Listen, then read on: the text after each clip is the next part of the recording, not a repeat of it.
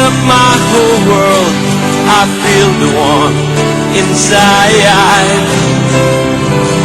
Your love is like a river that flows down through my veins. I feel the chill inside. Today we will witness the most important milestone day for Ireland and Jen. Okay, hi again, I guess.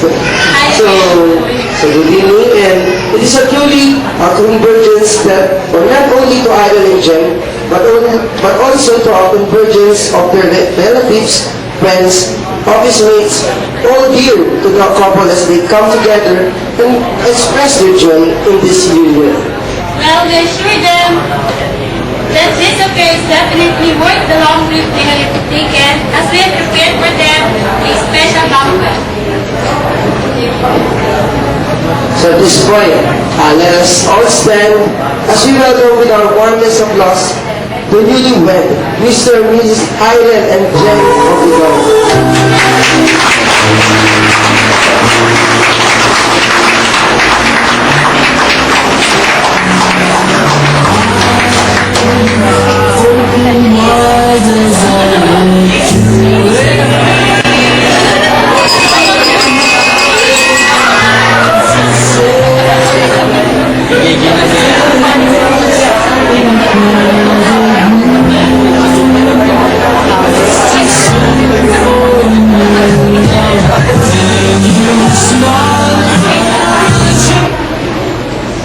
Thank you. Now we can make our scene.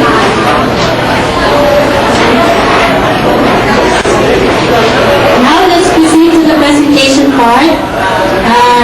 It's time for us to introduce first the couple's parents. So ladies and gentlemen, the father of the bride, Mr. Alfredo Bautista.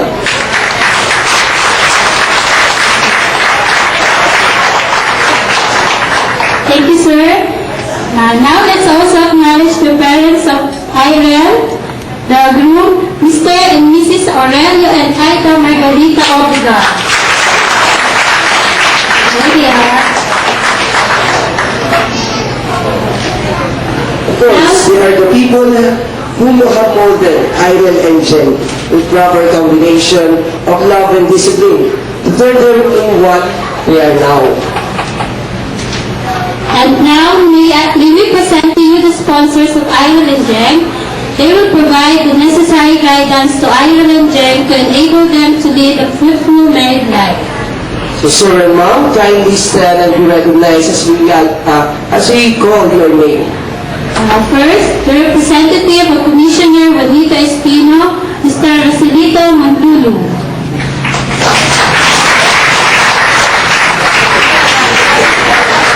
Next, Dr. Susan McLaren. Mr. Angelito Manuel. Next, Mrs. Noemi Ihadas. And now the representative of Mr. Renato Dizon, Mrs. Liliwa Ramos.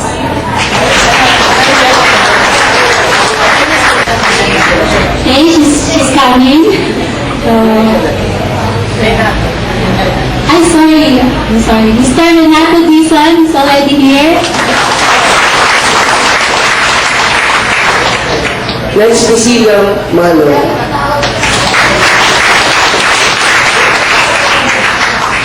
And Mr. Leonardo Pulido. Next, Professor Bonita Martin. Mr. Danilo Garcia. Mrs. Raquel Evangelista. Mr. Elias Mier. Not the least, Mrs. Estelita Molino.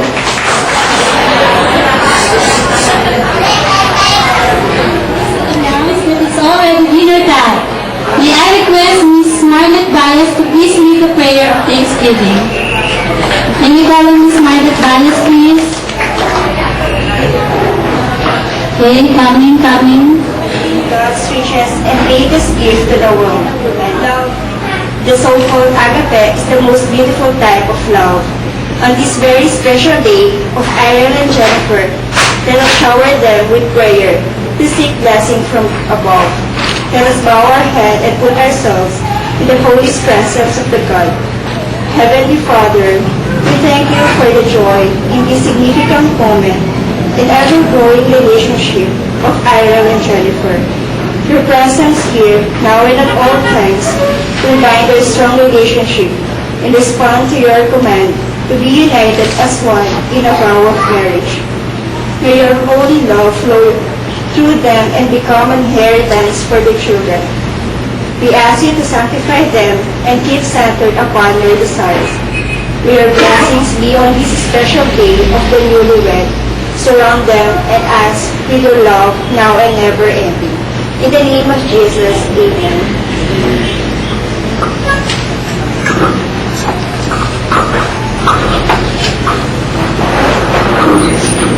Ladies and gentlemen, you may now sit. Thank you very much, Ms. Miranda. But before we start the dinner proper, we would like to request everyone to please remain on their seats for a photo opportunity with the bride and the groom. Aaron and Jen will hop from table to table, and after your photos been taken, your group can proceed to the buffet banquet. Mr. Francis Bautista and Ms. Anne.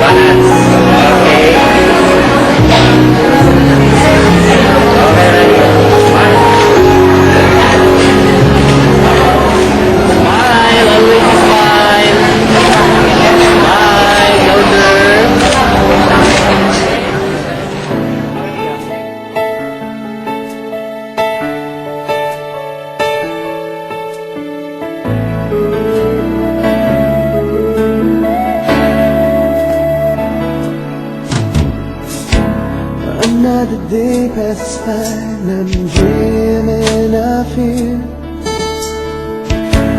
And though I know it might be just a dream, dreams come true. Somewhere, somehow I'll find you, even though it takes all of my life. All of my life. Ooh. And when I finally do, I know inside my heart there could be no doubt. I knew it from the start. You are the one. You are the one that I've been searching for my whole life. You are the You are the one that I've been looking for, and now that I found you, I'll never let you go. I'll hold you in my arms, 'cause you are the one.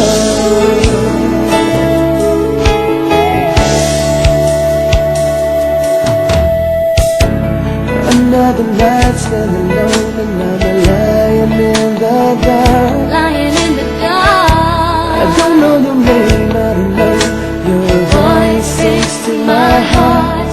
A sweet melody, a symphony of love. I know that come one day, a time for you and me, Time you and me. finally be together. 'Cause I know